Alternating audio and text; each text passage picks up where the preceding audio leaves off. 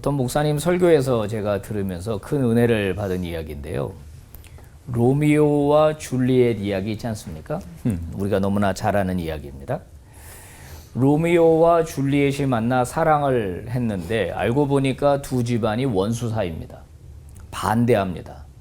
그래서 사랑이 이루어지지를 못할 상황에 처하게 되죠. 현실을 보면 암담합니다.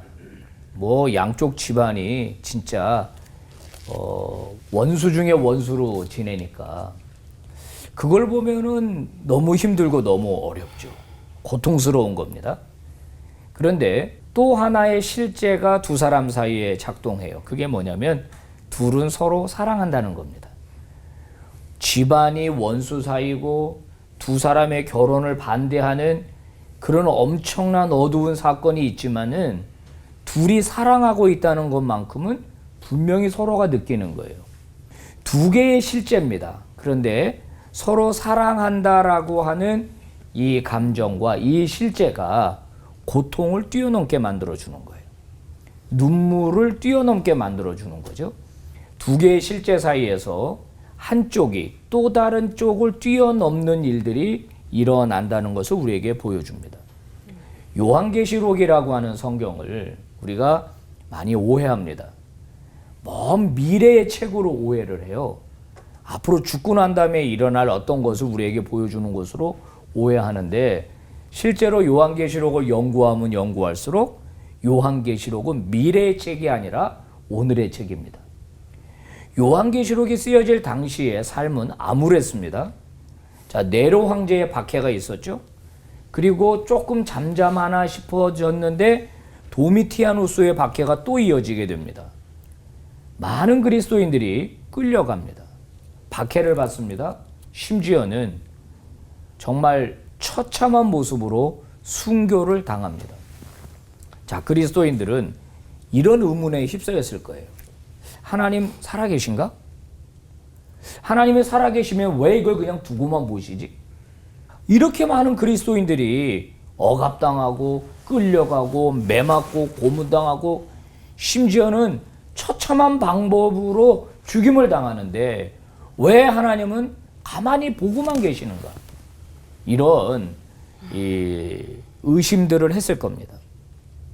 마태복음 28장에서 예수님은 분명히 세상 끝날까지 내가 너희와 항상 함께 있으리라고 말씀하셨는데 초기 1세기의 그리스도인들이 겪는 상황은 예수님이 항상 함께하지 않는 것처럼 느껴지는 거죠.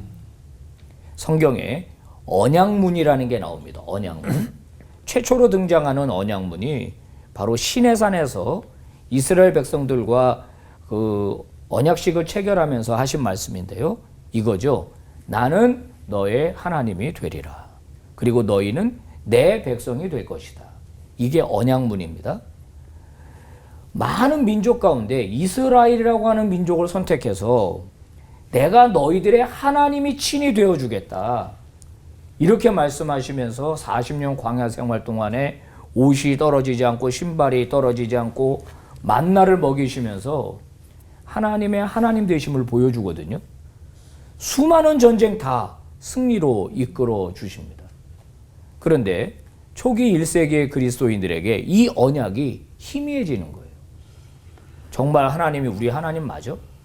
자, 이럴 때 하나님께서는 요한 사도를 데리고서 하늘로 올라가십니다. 그리고 하늘을 보여주세요. 하나님의 나라를 보여주세요. 요한은 충격에 휩싸입니다. 거기 가보니까 무참하게 살해됐던 그 당시에 순교한 그리스도인들이 다 천국에 있는 거예요. 흰 옷을 입고 하나님을 찬양하며 예배하며 그러고 있는 거예요. 그리고 하나님이 안 계신 게 아니라 하나님이 실제에 계시고 죽임당하신 어린 양이 천상에 계신 거예요. 그리고 천상에서는 놀라운 계획들이 준비되어 있습니다. 그게 두루마리에 적혀 있는 거예요.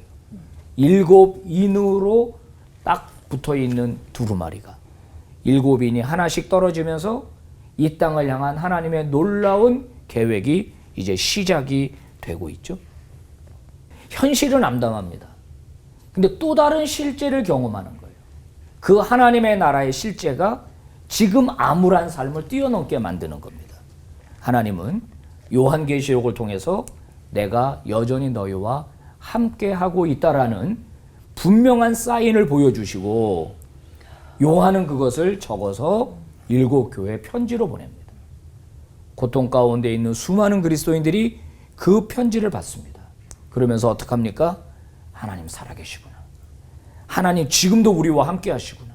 하나님은 없어지신 하나님이 아니구나라는 것을 느끼면서 오늘 나와 함께 하시는 하나님의 실제를 경험하게 되는 거거든요. 천국은 죽어서 가는 곳 맞습니다. 그러나 오늘 암담한 나의 현실, 도저히 견딜 수 없는 나의 삶의 고통, 하나님은 거기에 함께 계십니다. 하나님은 우리를 손 놓고 바라보시는 분이 아니세요. 여러분의 삶의 현장으로 그분의 실제를 초청하십시오. 살아계신 하나님의 그 놀라운 사실을 목격하고 오늘의 고난을 뛰어넘을 때 하나님의 놀라운 위로가 저와 여러분과 함께하게 될 것입니다. 아멘. 기도하겠습니다. 거룩하신 하나님 감사합니다. 또 다르게 역사하시는 하나님의 그 놀라운 실제가 내 삶의 고통을 뛰어넘게 만드는 은혜를 경험케 하여 주시옵소서. 아멘. 예수 그리스도의 이름으로 기도 올리옵나이다. 아멘. 아멘. 당시에 요한계시록을 받은 그리스도인들은 그렇게 다 뭘 좀 보여주신 건가 싶을 정도로 어떻게 천국이라는 이 또 다른 세계를 인식하고 고난을 이겨낸 건지 우리 김원원 목사님 좀 알려주세요. 이 땅의 문제는 이 땅에 악이 들어온 거예요. 사탄이 들어와서 사탄이 지배하면서 그 온갖 아픔과 고통과 그 다음에 갈등과 싸움과 전쟁과 굶주림과 질병들이 생겨난 거죠. 그러니까 하나님을 떠난 인간의 삶이라고 하는 것은 결핍을 느끼고 고통을 느낄 수밖에 없는 거예요. 그러면 결국 이 세상을 어떻게 할 거냐? 그냥 갖다가 버릴 거냐? 갖다 버릴 수가 없어요. 왜냐하면 이 세상을 하나님이 이처럼 사랑하셨거든요. 그래서 그의 아들을 보내셔서 이 땅에 있는 악들을 몰아내시고 하나님의 통치를 가져오시기 시작하셨어요. 그래서 이 땅에 하나님의 나라를 세우시고 그 나라가 더 확장되기를 이제 원하셨던 거거든요.